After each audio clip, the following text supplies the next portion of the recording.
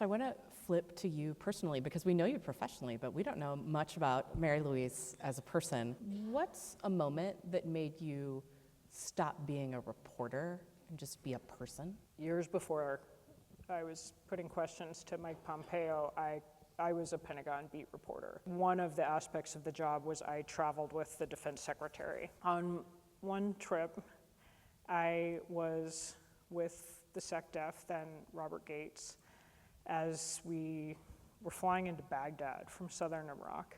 And at some point while I'm standing there on this runway, waiting for our Black Hawk, my phone rings, and it is the school nurse back home in Washington, and she tells me my youngest son is sick. He's really sick. He was 4 at the time. He's really sick. He's struggling to breathe. We need to get him to a doctor, or I think the hospital now. Where are you? And I'm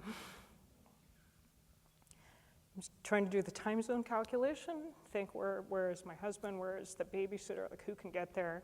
And as I'm trying to answer her, I lose cell phone signal and I have to get in the helicopter because they're not waiting for me. And we take off, and it ended up being several hours before I could get a connection through to Washington again and find out he's okay. But I had a moment up in this helicopter in body armor, crying, as I am still now, thinking, what am I doing? I love my job, and it's important, and I worked really hard to get here, and I think I'm pretty good at it. But I don't know if my 4-year-old is breathing. Like, what am I doing?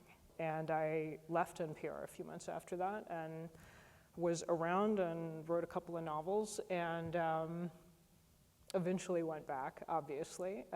And my 4-year-old is fine and is now a very healthy, thriving, breathing 19-year-old. But you don't know that in the moment, and you're always trying to figure it out, and there will always be another story. But my son is not going to be 4 years old and need me in that way. So that has governed some of the choices I have made.